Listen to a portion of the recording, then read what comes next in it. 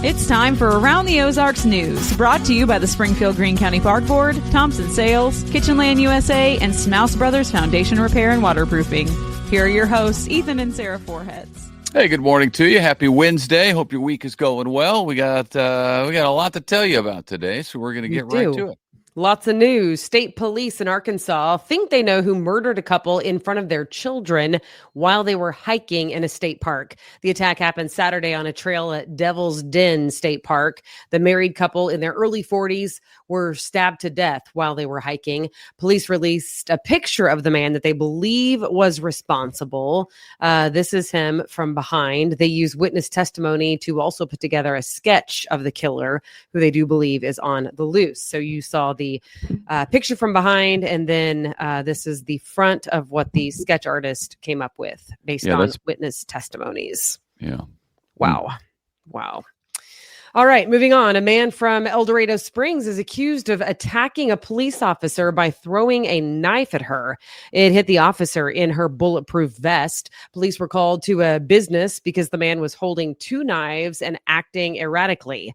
When police arrived, he threw one knife at an officer, they say, the other one at another man who knocked down the knife. Wow, that's scary stuff. Glad they got that under control. A Springfield worker is being treated at a hospital for injuries after being trapped under steel beams, like 3 or 4 of these things. It happened at a business called Doing Steel. It's located on North Golden Street, near High Street in Northwest Springfield. First responders were able to help get the beams off him and obviously took him immediately to the hospital. Voters in Springfield will decide in November whether to increase the city's lodging tax by 3% or not. City Council decided to put that issue to voters on the ballot. The money would be used to help pay for a $175 million convention center downtown. If it's approved by voters, the increase on November 4th, the city tax on hotel rooms, Airbnbs, etc., would increase to 8%. All right. The city of Springfield is considering a proposal to remove the limit on how many events can get alcohol permits in downtown and on Commercial Street. The current limit is 12 events per year. The council is considering increasing the alcohol by volume limit for beer from 5 to 8%. The wine limit would increase to 14%. The council is expected to vote at their next meeting, which is in 2 weeks. So we'll see. The city of Willard is being audited right now by the state. This after 406 people signed a petition to have them do so. They want someone to look into the city's finances. This all really comes after Willard mayor back in 2023, who was also an alderman at the time, resigned his position, left his position after he ended up getting convicted of a $300,000 fraud scheme at his primary workplace, and he was sentenced to 3 years in prison for that. So a lot of citizens just wanted to now make sure that the city's finances are in the up and up, make sure there was no shady business happening at the city, as it apparently was during that man's primary workplace. Yeah, that audit of the city of Willard now underway. We'll keep you posted. Paul Mueller Company is doing very well. Good for them. Happy for them. They say it's in large part due to demand from pharmaceutical customers around the world. The Springfield stainless steel manufacturer just posted a nearly 71% increase in profits in the second quarter. Man, we would all sign up for that, wouldn't we? A 71% increase in profits. Man. Yeah, and this just shows my ignorance, but who knew that pharmaceutical customers would be customers of Paul Mueller? You know what I mean? Those vats. Of course, I know, but I never thought of pharmaceuticals with them, you know? Okay. Well, yeah, it's a big part of what they do. Earnings per share are up to $12.50, up from $7.26 year over year. So good for them. Glad they're in Springfield. And Evangel University, meanwhile, is also doing pretty well financially in a bit of a different way. People there are just giving money to them, not even buying anything. Right. In the past 3.5 years, Evangel's received some $117 million in donations. Isn't that something? Yeah. One of the big gifts came from a couple's estate. 4 of their 6 kids graduated from Evangel, so they love the university. There's also a big donation from David Green, who, of course, is founder of Hobby Lobby. So add it all up, $117 million. It's amazing. Speaking of money. I got to just point this out. Sorry. Ethan is from St. Louis. So he says Hobby Lobby.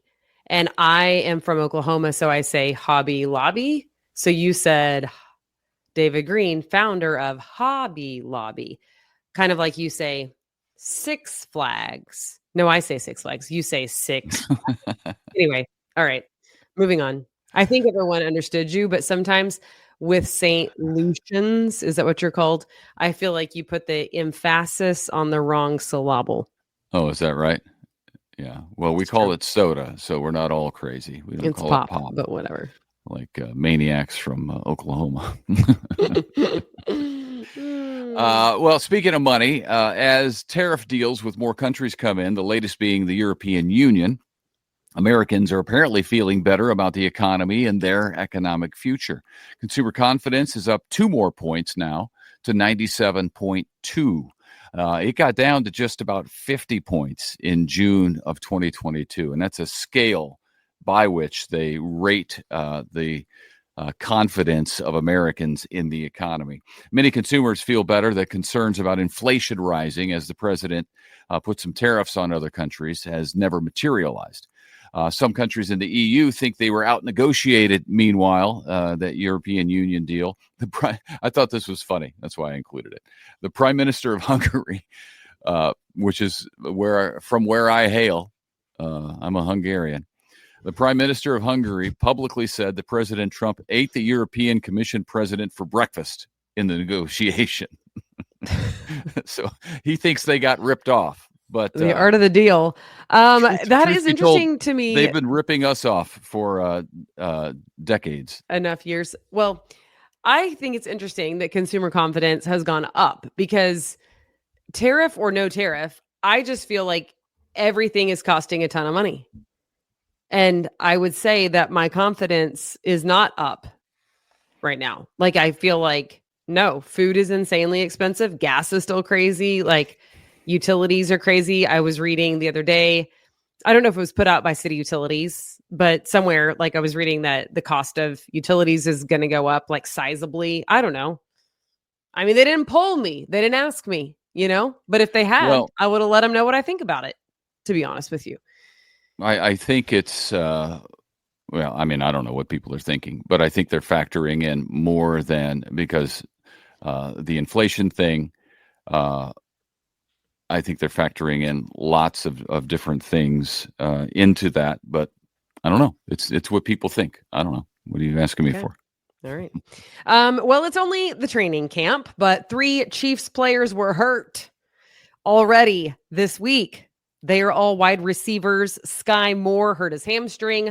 Hollywood Brown was carted off the field with an ankle injury, and Xavier Worthy left practice with a head injury, but later returned. So that was good news. 6 other players did not practice because of injuries. 4 of the 6 were hamstring injuries, which are nagging. I mean, I'm no NFL player, but I have pulled a hamstring, and it is hard to go away. Well, and when I was reading that story, I was thinking, man, hamstring with a football player, you use it like constantly. Yeah. You know what I mean? You're going to need that hamstring. You know what the answer is? Rest forever.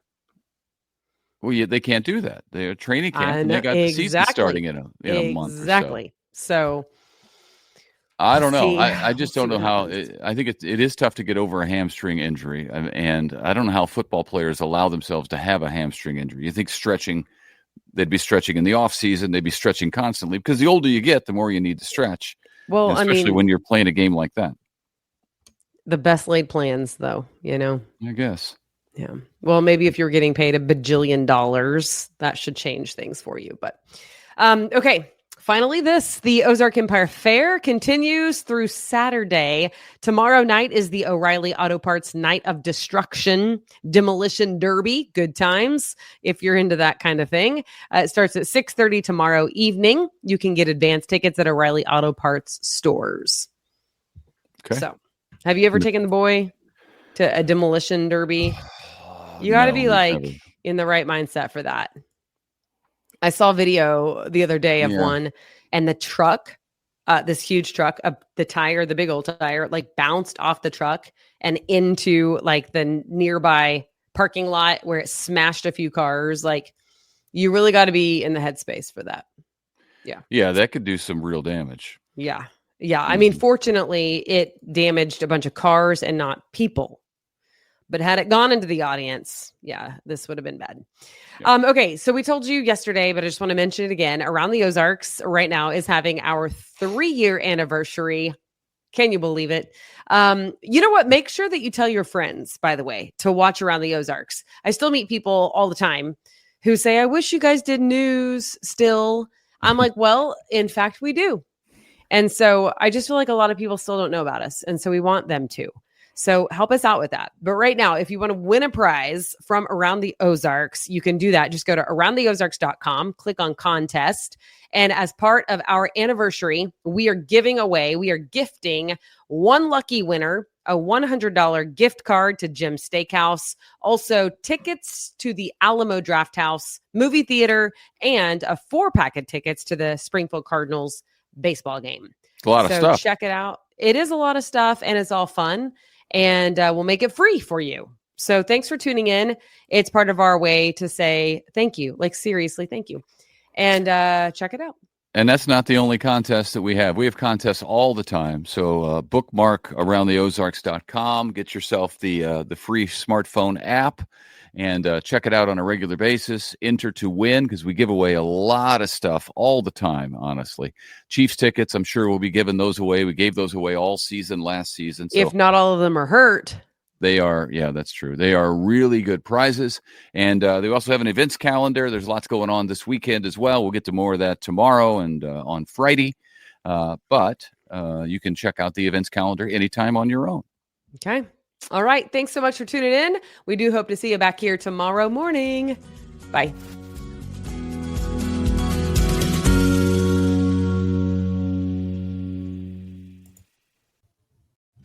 It's time for Around the Ozarks Wake Up Weather, brought to you by Command Family Medicine, Heating and Air Paramedics, and Taylor Grubaugh Chevrolet.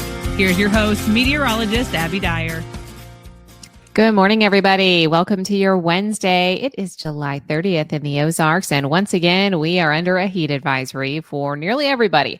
Heat index values today near 110 degrees, but I have some good news this morning, and that's that this is the last day of the heat advisory. I expect these heat headlines to be dropped as we head into Thursday and Friday.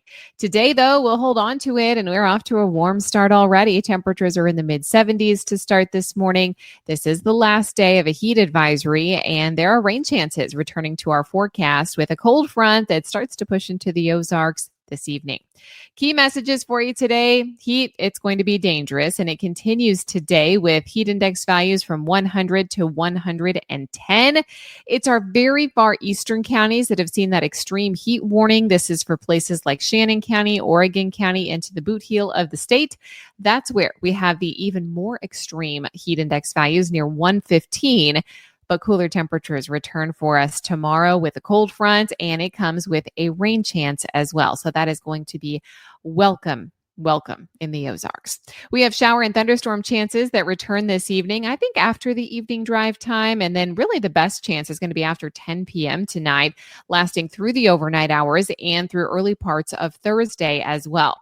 It's kind of going to be nice to get a rainy day. We won't see an extreme drop in temperatures tomorrow, but it will be cooler, of course, because of the rain added in the forecast. Of course, the additional cloud cover going to help keep those temperatures down as well. Want to mention that with these showers and thunderstorms, there could be the potential for a few on the strong side. Showers and thunderstorms with heavy rain and gusty winds look possible. We are also talking about cooler temperatures returning for the end of the week into the weekend forecast. So we're going to hold on to these cooler numbers, not just on Thursday, but Friday looks fantastic. And we're going to see a cooler pattern with us for the weekend also. So the forecast plays out like this. Today, we're in the upper 90s, but it's the last day of heat and humidity that's this extreme. We'll then see shower and thunderstorm chances that look pretty good as we head into Thursday as well. Temperatures dropping to the mid 70s and low 80s. Far southeastern counties may stay in the low 90s just because it takes the front a little bit longer to get to you folks. You may wait on the rain chances a little bit longer. And then we'll all feel the effects of the cold front on Friday with temperatures falling back into the upper 70s and low 80s. We also have very low relative humidity in the forecast for Friday and Saturday. So it's also going to feel great to cut some of that out of the air. Around the country, what we're talking about is an excessive rainfall for the southern and central high plains today. There's also prolonged and expansive heat happening for the southeast. I've been telling you about that for the last couple of days, along with the East Coast. They are going to see that peak midweek and temperatures back off for them for the weekend as well. In fact, cooler weather is on deck for much of the country this weekend, and we are going to get that relief here in the Ozarks as well. All right, it's time for the Around the Ozarks Wake Up Weather Brain Twister trivia question. This is the one I left you with yesterday. Which of these conditions is most likely to occur when the air's relative humidity reaches 100%? Do you think it's A, clear skies, B, fog or precipitation, C, strong winds, or D, high temperatures? Which of these conditions is most likely to occur when the air's relative humidity reaches 100%? Well, we talked about this yesterday, and it's all about how much moisture the air can hold. And if it gets to 100% relative humidity, that means water is now condensing on air particles. So you would get B, fog or precipitation. So congrats if B was your choice. All right, here's the quiz question that I'll leave you with for tomorrow. What is the name of the instrument used to measure relative humidity in the atmosphere? What comes in handy on a day like this when it's hot and sticky outside? Do you think that's A, a barometer, B, a thermometer, C, a hygrometer, or D, an anemometer? You can submit your guess at the website. That's aroundtheozarks.com. Thanks to Command Family Medicine, Heating and Air Paramedics, and Taylor Grubaugh Chevrolet, keeping us safe on the roads, in our homes, and keeping us healthy this time of year, too, as summer colds are springing up across the Ozarks. I'll be back to chat with you first thing tomorrow morning.